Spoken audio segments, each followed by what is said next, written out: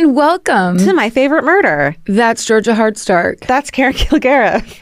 And we're here to podcast into your ear hole. Right there. You've been waiting with it open and ready. Slut. How's your day? I had therapy. I cried. What? I think the hormone replacement therapy that I've been on has been helping with the crying. How did it feel? Good. Definitely good. I needed eye mask afterwards because we have to be on video for these now. The demands are incredible these days. Yeah. We're like every Kardashian wrapped into one. I mean, meanwhile, my fucking nails are chipping and gross. But God forbid it looks like I cried. Yeah. You know? And then we're a human being. Right. I think the podcasting on video is really bringing humanity back to the concept of video.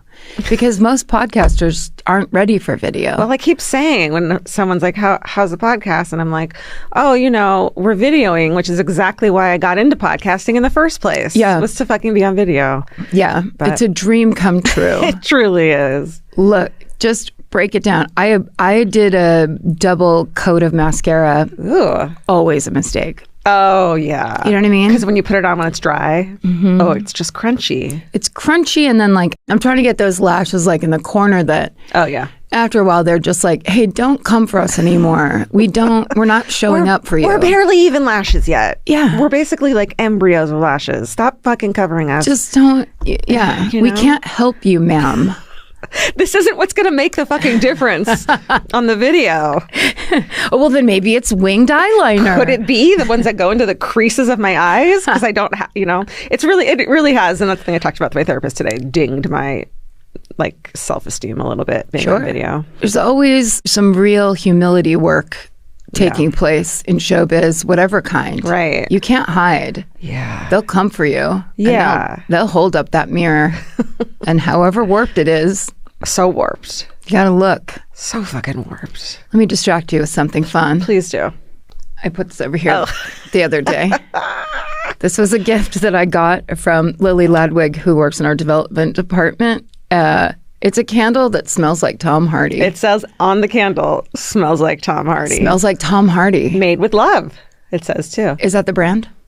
Okay, it smells a little like air freshener. Yes. But who gives a shit? That's Tom, it's baby. It's not for lighting, you know? It's for thinking about Tom Hardy. Smells like Tom Hardy. Made with love looks like the brand, right? Yeah, I think you're right. That's an excellent gift. Isn't it? Yeah. Oops.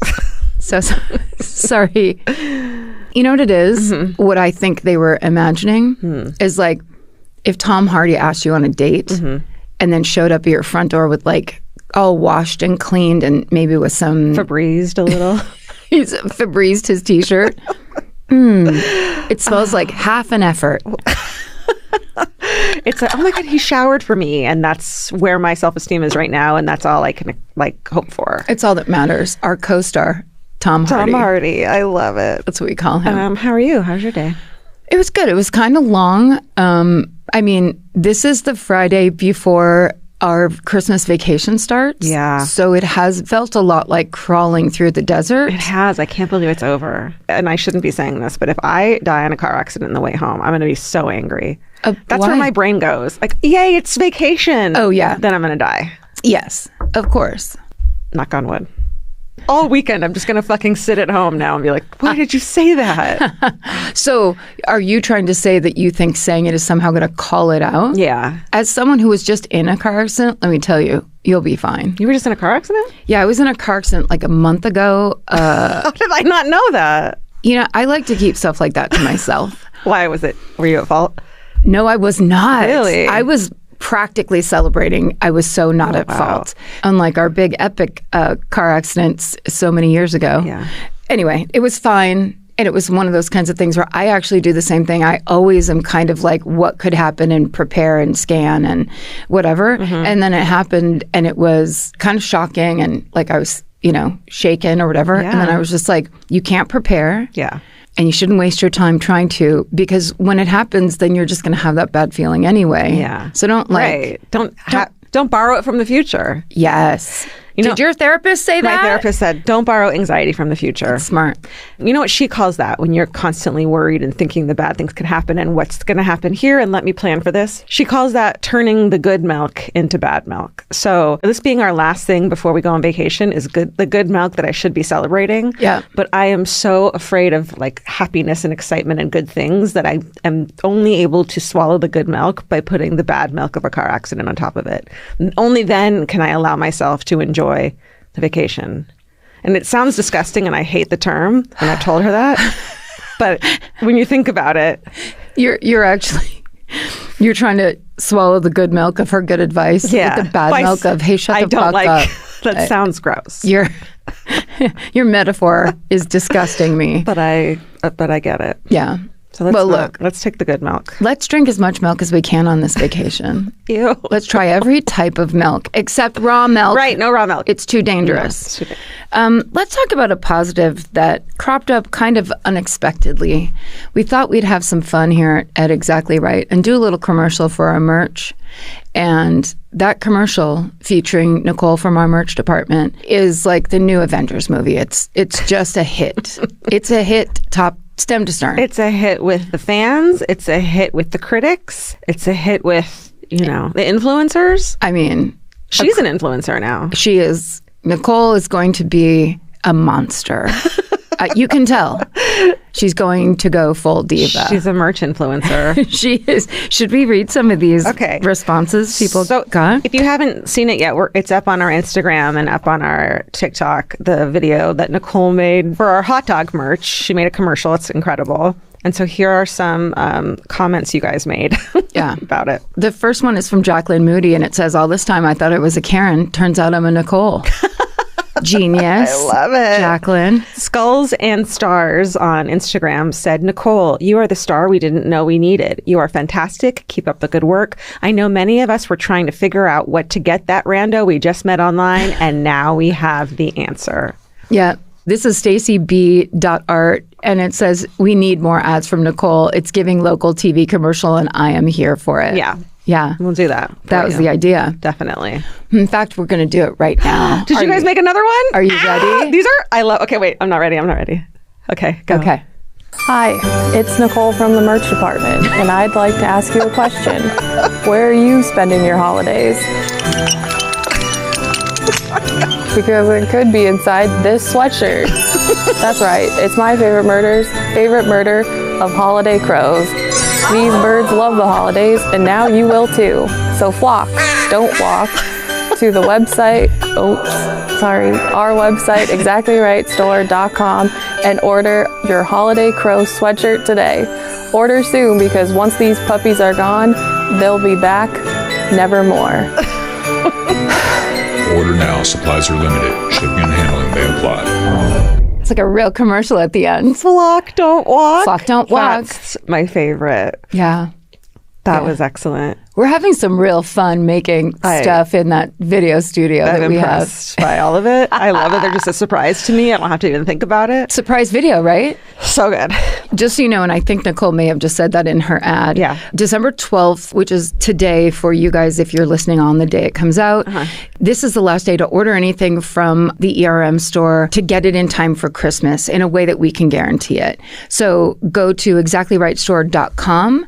You can go see that sweatshirt, hot dog sweatshirt, all kinds. There's a Mothman sweatshirt people like. Yeah. Have you done your Christmas shopping yet? No? Then today is the day. Get over there, place those orders so you can make sure you have little gifties under the tree. Sure. Or just buy them for yourself, too. Yeah, absolutely. Hey, you guys, we have a podcast network. It's called Exactly Right Media. Here are some highlights. We have exciting news to celebrate the release of our latest Rewind episode, which is episode 23.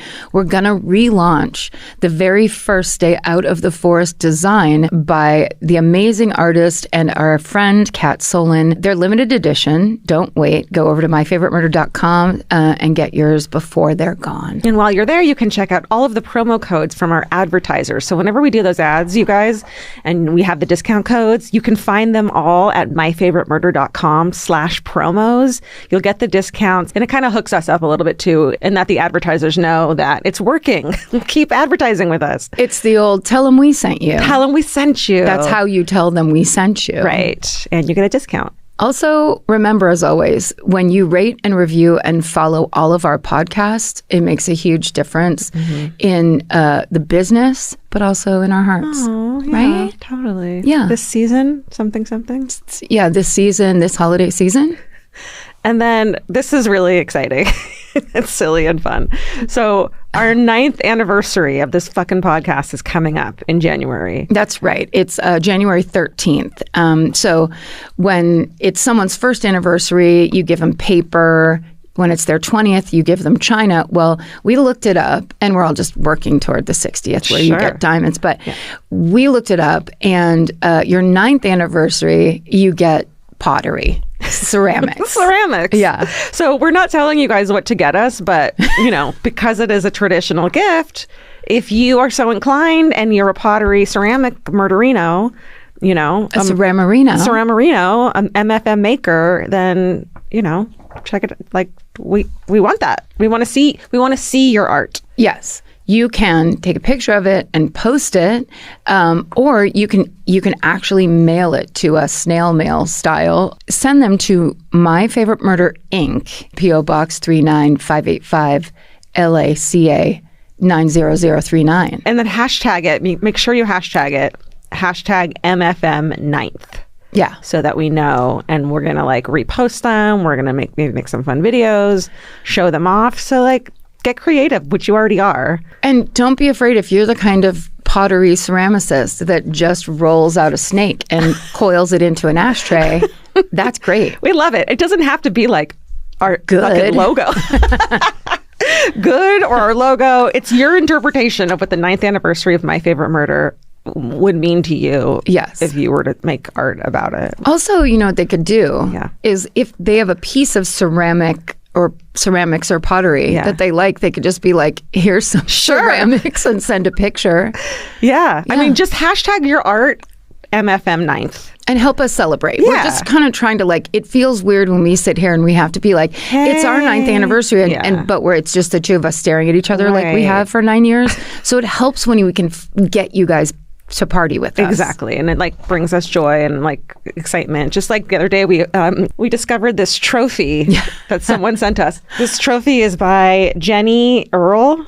Or Early, JennieEarle, sent us these trophies. Like, there's a girl doing cheerleading and it says, "This is terrible, keep going." Yeah. And all these other trophies when we just found them. And we got so excited when we saw them. So thank you, Jenny. Also, if you are not a maker and you are not creative in any way, and none of that idea resonates with you, get a tattoo. We would love to hear about, I don't know, how your life has changed in the almost decade since we started the show, or if you have a specific story, anything really from the last 9 years, write in and tell us, and we'll be reading people's emails. Did you get a new suspicious mole, Right. Or did you go to graduate school? Could be like, I met Rachel last night outside of Don Cuco's. It was her birthday, and she told me that she, since listening, left an abusive marriage, became a lawyer. There was a third thing, and it was her birthday. And so she's like, I can't believe I'm seeing you. Can I get a hug? And I was like, yes, you can. And congratulations. Oh my God. On your new life. That's so cool. That's incredible. And that's 9 years. 9 years. Yeah, it goes by. People have there's some good story arcs out there. Yeah, you can do a lot with 9 years. Yeah. Or you can do nothing. We'd love to hear it if you've done nothing. You've done nothing. Oh, my. Only got that suspicious mole looked at. We're proud of you. That's a big step. Did you get a real good indentation going on one couch cushion? We'd like to see it. Yeah, hashtag MFM9. Okay. Oh, and one last thing. It is week 2 of this December holiday tradition that we still have not named, where we make donations to incredible charities to help those in need. So today we're donating $10,000 to the Center for Reproductive Rights. You know them, you love them. They're so fucking necessary. We need them. We don't really have them. Right. Many of you won't be having them. Yep. They come, they go. What the fuck? We got to fight. And so the Center for Reproductive Rights is a global organization working to ensure that reproductive rights are protected. Imagine that. They've worked across 5 continents ordinance to secure access to legal and safe abortion, contraception, and more. And they're reshaping how courts and governments safeguard these essential freedoms. So at a time like this, they're obviously a very incredibly important organization. So if you'd like to join us in giving, go to their website, reproductiverights.org. And let's keep fighting for fairness and human dignity as we step into this new year. Amen. Yeah. Are you ready to hear a story? I cannot tell you how ready I am to sit back and listen to how great it's been today and to not have to be like, multiple times today, I was like, fuck my story. Yes. Oh, you don't have a story. Fuck my story. Yeah. My story must suck because I don't know what it is, and then I remember. And then you're like, I remembered that I can forget that today is my day. Always forget. You're kind of technically already on vacation, and I resent you for that. I had to put makeup on. That's a whole that's right. not vacay. I cherish you. Thank you. Okay. This is a story we have talked about conversationally at the beginning of, it was episode 42, actually late 2016. Wow. The first of the 9 years we're going to be celebrating next year. Recently, and this is the beginning of every sentence I seem to say these days, I saw this TikTok where the account @_IReddit_, and they're talking about this case. It was a repost from a Reddit user named Jenny0137. I didn't know about this, and it's one of those, like, how did I not know? We say it all the time, but in a big way that I'm afraid to give something away, so I'll just read. So we begin on November 6th, 2003, in the small town of Chesney, South Carolina, where there's a popular local business called Superbike Motorsports.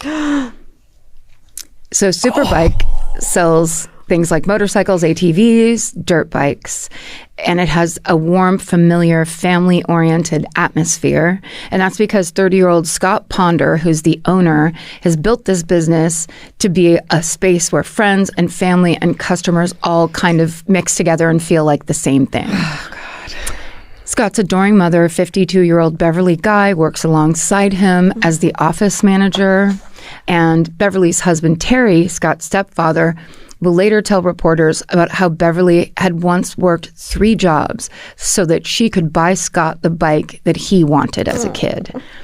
I mean, what's more like foundational than a bike you get as a kid? Totally. Yeah. Totally. So she was the kind of mom who gave everything to help her son achieve his dreams. Terry says, quote, Scott was her whole life. So now Scott and his wife, Melissa, are celebrating because they just announced that Melissa is pregnant. The couple heard their baby's heartbeat for the first time just 2 days before. Oh my God. In the store today at Superbike, the joy is palpable among the very tight-knit crew that works there. 29-year-old service manager Brian Lucas is a devoted family man himself, and his passion for motorcycles comes second only to his love for his sons. His wife, Robin, will later say, quote, Brian loved his kids. They were first and foremost in his life. And then in the back of the shop is Superbike's in-house mechanic, 26-year-old Chris Schubert. His nickname is Shuby. He lives and breathes motorcycles. His brother Joel will later say, quote, Chris was doing what he loved and what he was best at. So around 3 p.m., a man named Noel Lee pulls into the parking lot, and he is here to pick up tickets for a motocross race that's in town that night. He's good friends with Scott and Brian. They're all going to this race together. And he'll later say, quote, they're definitely my closest friends. I'd leave there some days and say, love you guys. I just hate this because sometimes you tell these stories and you're like, oh, are they going to be the good guy or the bad guy? I don't know, but I fucking know. Yeah. So Noel calls 30 minutes earlier to tell Scott and Brian he's going to stop by to pick up those tickets. But now as he steps out of his car, he realizes that something is horribly wrong. He sees Brian sprawled at the entrance and Scott lying on the sidewalk, and they're both in pools of blood. At first, Noel doesn't understand what's going on, as you would not. He's shocked. Then when he kind of realizes, he rushes inside to call 911 on the store's landline. When he does that, he then sees Beverly on the floor near the bathroom. Noel dials 911. He makes a very frantic 3-minute call in which he tells the dispatcher, quote, I thought they were playing a prank on me, but everyone's laying down in a pool of blood. I don't see anybody breathing. I thought they were playing a joke because they're real prone to doing that to me, but I don't see anybody breathing. So painful. Yeah. He's like having this realization as he's trying to talk to this dispatcher. I can't imagine. I bet that listening to that is probably Horrific. It's only when the police arrive minutes later that they find Chris Schubert in the back of the shop, lying near the black Suzuki bike that he's been working on. Every employee who was at Superbike Motorsports that day, Scott, Brian, Beverly, and Chris, they've all been shot to death. These are the first moments in what would become known as the Superbike Murders, one of the most confounding cold cases ever to take place in South Carolina. So the main sources used in today's research are various articles from the Greenville newspaper, reporting by WSPA 7 News, and the Investigation Discovery miniseries Serial Killer Devil Unchained. Was this like a hometown that we had? Because I know we've talked about it. Well, it came out in the news while we were recording. Yes. And so we've definitely talked about it. And okay. I actually, when we first started talking about it, I was like, I think we've done it because it feels familiar. But the rest of it we haven't covered. Right. Sure. Yeah. Right. And the rest of those sources are in our show notes. So we're back to the Superbike shop. The crime scene is confusing. No bikes, no parts, no money from the large amount of cash on site is missing. So investigators believe robbery is not the motive in this quadruple homicide. They have no idea what the motive could be. There just isn't much evidence to work with. Investigators can't pull any useful DNA or fingerprints from the scene. What they do have are 18 shell casings scattered around the shop, all fired from a handgun.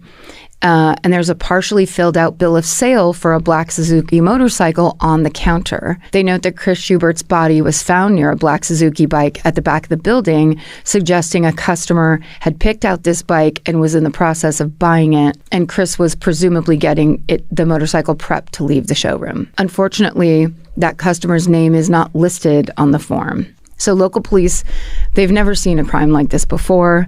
Officer Steve Cooper with the Spartanburg County Sheriff's Department later says, quote, was one of the victims the actual target and the other people, were they just casualties? Was the business the actual target? It really tore our resources in many different directions. Then investigators do get a lead, and it's a witness named Kelly Sisk who comes forward, and he tells investigators that he was in the shop around 2:00. He stopped by with his 4-year-old son to make a payment on a go-kart. The two ended up spending about a half an hour in the store just looking at all the bikes and checking everything out. And Kelly and his son left Superbike seemingly just minutes before these murders took place, which is God. Yeah. So Kelly tells investigators that there was one other customer in the store while he and his son were there. He was a white man, around 6 feet tall, around 175 to 200 pounds, with dark brown feathered hair, thin lips, and small eyes. And Kelly says this man was checking out a black Suzuki motorcycle, but he seemed a bit out of his element, like he didn't really know bikes that well. And Scott, Superbike's owner, was chatting with this man, and Kelly says, quote, I overheard Scott say, oh, this is a good beginner's bike. And I was thinking, that's a pretty big bike for a beginner, but Scott knows his bikes. End quote. So to investigators, this mystery man seems like the linchpin of maybe solving this case. If he isn't the gunman himself, then he could be the last customer who was in Superbike before the killings took place. Right. Essentially just the police need to find him. Person of interest. Yeah. So a sketch is drawn and it's circulated based on Kelly Sisk's description. But when Kelly sees it, he doesn't think the sketch looks like the guy that was there that afternoon. Somehow, though, nothing is done to improve the image and match Kelly's memory more closely. The public interest around this case is, of course, intense. Before long, investigators are in over their heads. They have very little evidence to go on, but there's enormous publicity. So then they're immediately swamped with tips. They go chase those tips down, and most of them turn out to be dead ends. And so, of course, precious time and manpower is wasted. But they also make some pretty bad errors in judgment. For example, Scott's wife, Melissa, gives birth to a baby boy she names Scotty. A year after the murders, police get a tip claiming that Scott was actually sterile and Scotty is not his child. So basically they go and they take a used diaper for the widow. From the widow, from the now 6-month-old baby, and they run a DNA test. And the results show that Brian Lucas, Scott's coworker and close friend, is the father of Melissa's baby. Shit. So when investigators question Melissa about this, she's enraged. She's just like, you are out of your minds. She later says, quote, I became irate and I said, I'm going to bring Scotty back and we're going to swab his mouth in front of me and I'm going to watch you put it in that envelope and I'm going to watch you seal it and I'm going to watch you mail it. And that's exactly what we did. Whoa. But when that second DNA test comes back, the results are the same. What? It says Brian is the baby's father. And officers suggest that Melissa, who is still grieving her husband's death, was having an affair that somehow played a part in these murders. She will later say, quote, their focus was so intent on me. But she knows it isn't true. Anyone who knows her and knows Scott knows it isn't true. She demands the investigators recheck their tests. And then when they do, they realize somehow Scott and Brian's blood samples were mislabeled. Holy fucking shit. Yep. What a disgusting fucking nightmare. Yeah. Like, I'm horrified for her. Horrifying. So, I mean, and the time she had to spend with them thinking that, and her knowing, And it's not a big town, so right. It's not just her, it's not just the cops, it gets around. I mean, no one would have believed her if they hadn't then checked it again. And if she hadn't, faced up and just been like, no, I will fight you on this. Right. Yeah. Oh my God, that makes me sick. It's really a horrible mistake. So when they retest, it's confirmed, of course, Scott is Scotty's father. So that affair theory falls apart, but even more valuable time has now been wasted. Yeah. And worse, Melissa, the now single mother and grieving widow, is subjected to small town gossip and worse. Jesus. She says, quote, the rumors ran rampant. I cannot tell you the things that have been said about me. I know that Scott's grandmother, who I thought I was close to, died believing that Scotty was not her own grandson. Oh, shit. Just tragedy upon tragedy. Horrible. So Melissa decides to leave South Carolina for Phoenix, Arizona. Scott's stepfather, Terry, who lost his wife, Beverly, in these murders, says, quote, I only get to see my grandson once a year rather than weekly. The police robbed me of a better relationship with him. They tormented Melissa and accused her of all this. They didn't even have the guts to apologize for what they put her through. What? And I mean, any faith that these investigators are going to solve this when they can't even get the victim's DNA straight is just like out the window. They didn't apologize for that mistake. Yeah. How do you do that? Yeah. No. Unthinkable. So obviously the case goes cold. So then 3 years after the murders, 2006, Brian Lucas's parents, Lorraine and Tom, ask their friend, who's a private investigator, to review this case. So that friend puts together a long list of Superbike customers from the past year and then goes through and highlights the ones with criminal records. The detectives on the case had only focused on customers from the past 90 days from the murder. That's it. They're like, let's just do 90. We'll do 90. It's too hard to do more than that. Or just like, this is what we thought of first, so this is what we're going to do no matter the non-results from that plan. Exactly. When you don't find him in the 90 days, then you go back further. That's what investigation is. You would think. Well, it would just continue. Right. When the Lucases hand that list over to the police, nothing comes of it. And Lorraine later says, quote, I feel like they had taken this list and plunked it into the trash. So from here, an entire decade passes. What? And then investigators release a new sketch of that mystery Superbike customer that Kelly Sisk finally approves of, but there are no new leads. The quadruple murder cold case becomes even colder. Then, 13 years after the murders, on Labor Day weekend 2016, about 70 miles from where Superbike Motorsports is located, a couple living in Anderson, South Carolina, go missing. They're 30-year-old Kayla Brown and 32-year-old Charlie Carver. Investigators get a search warrant for Kayla's Facebook account, and when they scan through her messages, they find that she'd been in touch with the local realtor. This man had offered Kayla cleaning work at his various listings, as well as at a property that he owns in nearby Woodruff, South Carolina. So Kayla agrees. Charlie plans to join her, and they go out to this property. And then No one hears from them, and they go missing. So once the police are involved, Kayla's phone is pinged, and it's near that same property. So they made it there. But for some reason, it takes 2 months from when the couple are first reported missing that the investigators finally secure a search warrant for this property. Why? So the property has a house, and then there's like almost 100 acres of mostly woods. The realtor is not on site at the time. He's at his main residence in another part of town. So investigators arrive at this secluded home in the woods, and they find a creepy scene. There are guns stashed just about everywhere, between pantry shelving, above doorways, in the bathrooms, Jesus. everywhere. And it gets creepier. They go outside and start to walk this property, and that's when they hear a woman screaming for help. Her voice is coming from inside a huge shipping container sitting in a field. And when officers break it open, they find that the screaming woman is Kayla Brown, chained to a corner of the container in a makeshift prison cell. Oh, my God. Police immediately arrest the real estate agent who owns that property, who hired Kayla, a man named Todd Kohlhepp.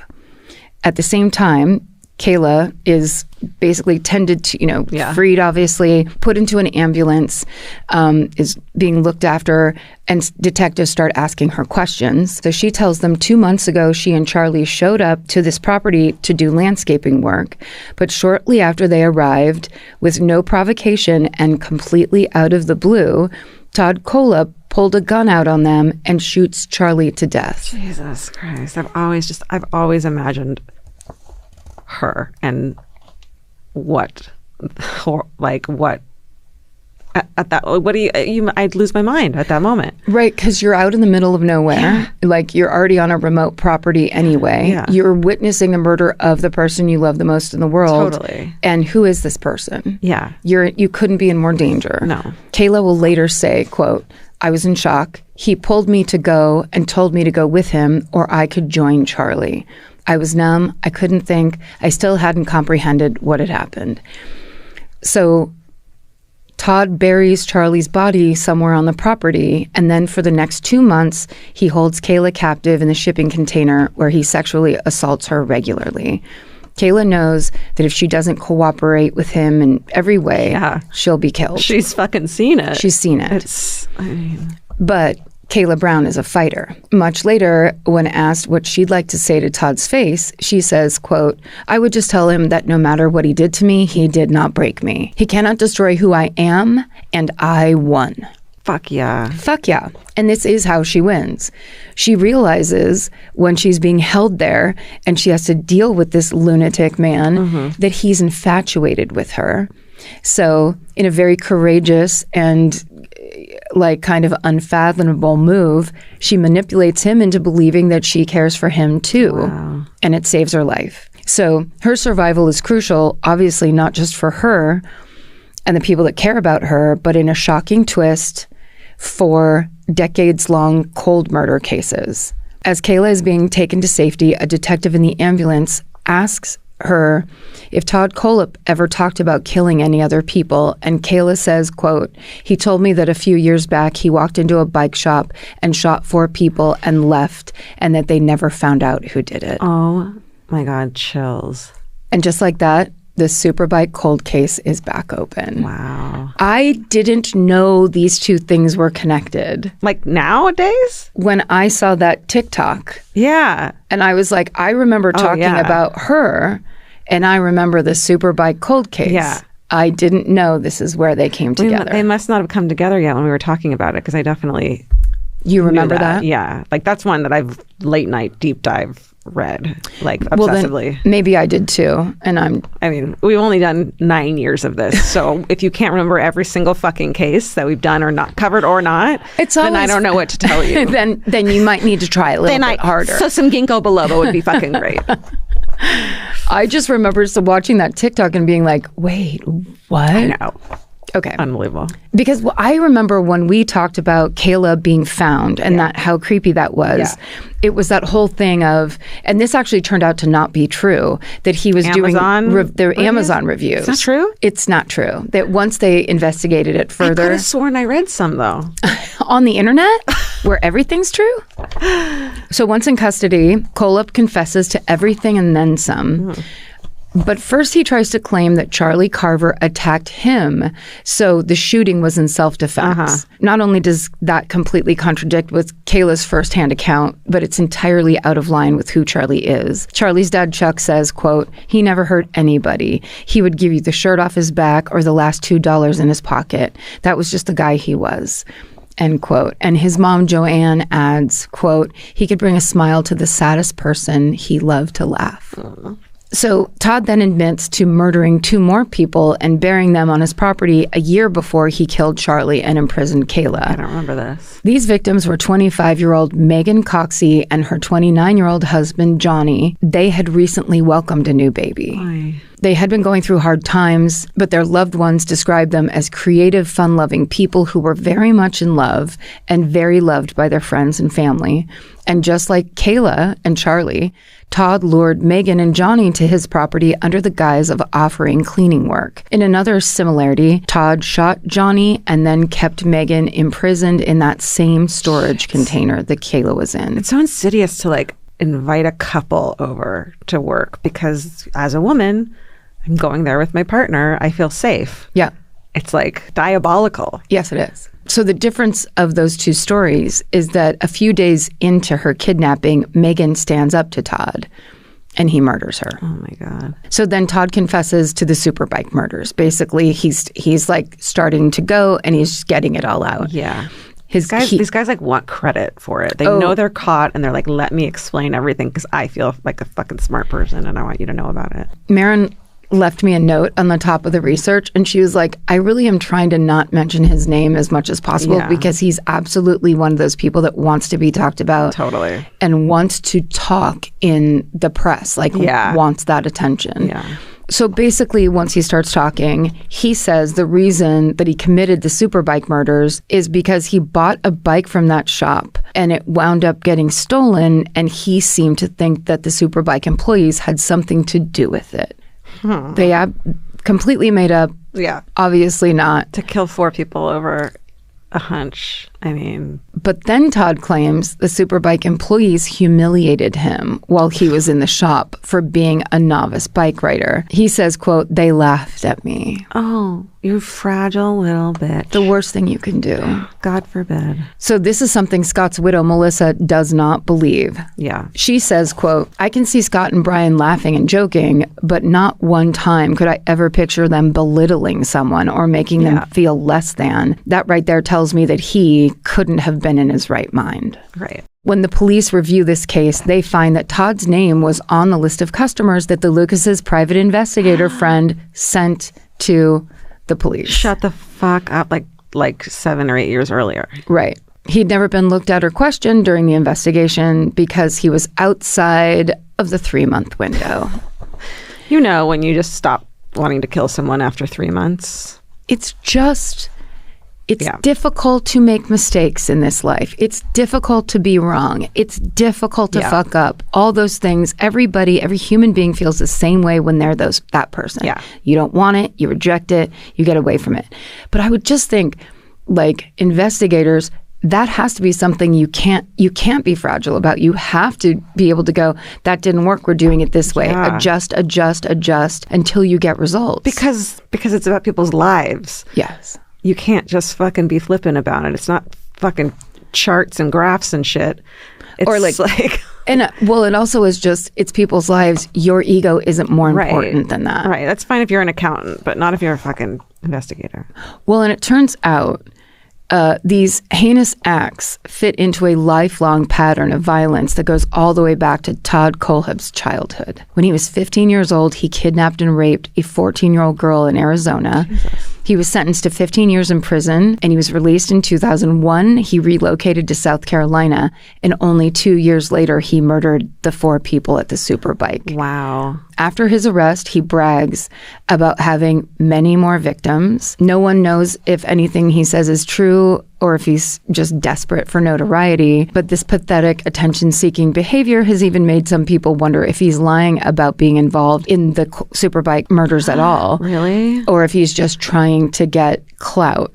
But most of the people that are attached to the case, the investigators and the victims' loved ones, they don't doubt it was him. No. And in fact, Kelly Sisk, the man who had seen the mystery customer the first time, is eventually shown a picture of Todd. And he says, quote, "I know it's been 13 years and I can't be 100% anymore, but I'm good 90% plus. God, it looks like the guy that was in there." Yeah, it matches. It all lines up. Right. And also the bragging, it's like you're a person who shot a person cold, like in front of another person. Yeah. It's not out of the... Right. It's not like the kind of people that brag who would never do it and they're just trying to get like police attention and all that. He's a murderer. It fits. Yeah. It fits too well to not be true. Yeah. Todd is ultimately convicted of 7 counts of murder, 2 counts of kidnapping, and 1 count of sexual assault.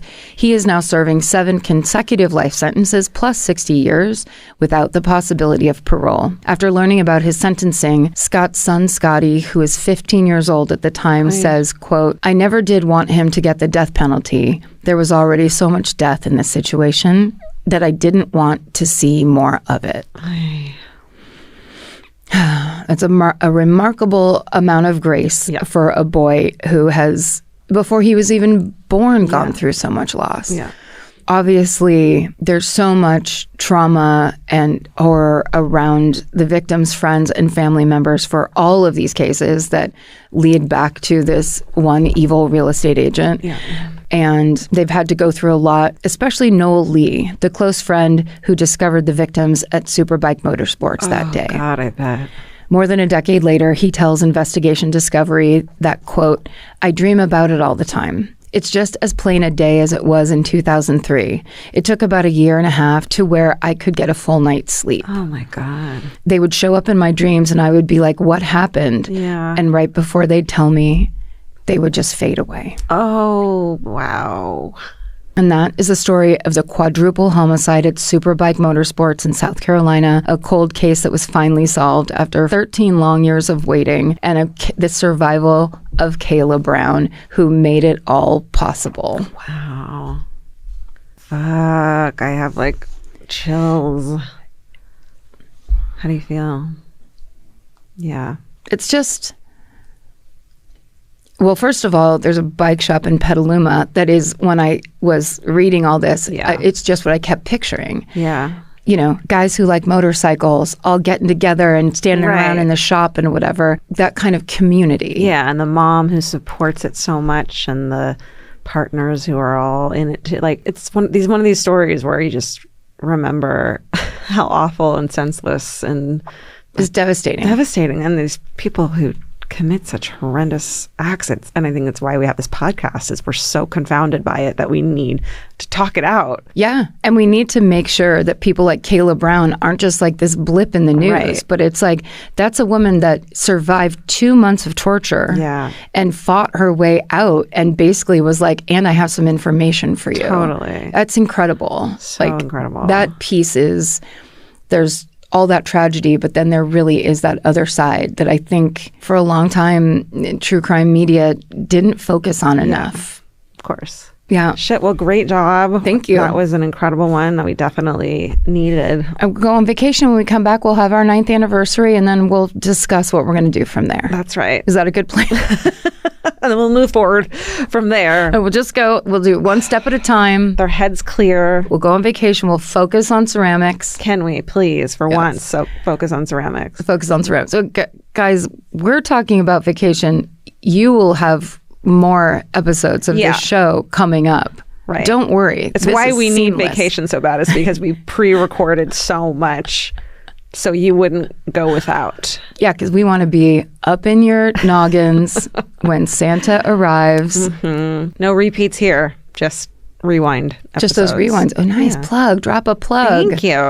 Also, don't forget, Nicole's trying to sell her sweatshirts. Go over there and see what she's up to. Thanks for listening and for being with us. We appreciate you. 9 years, you guys. It's fucking wild. It's truly wild. You're going to love the pottery that I make for you. Are we making each other a pottery? Could you imagine? I'll do it. like Ghost? Yeah. Do we make it at the same time like Ghost? Definitely. Yeah. All right. Stay sexy. And don't get murdered. Goodbye.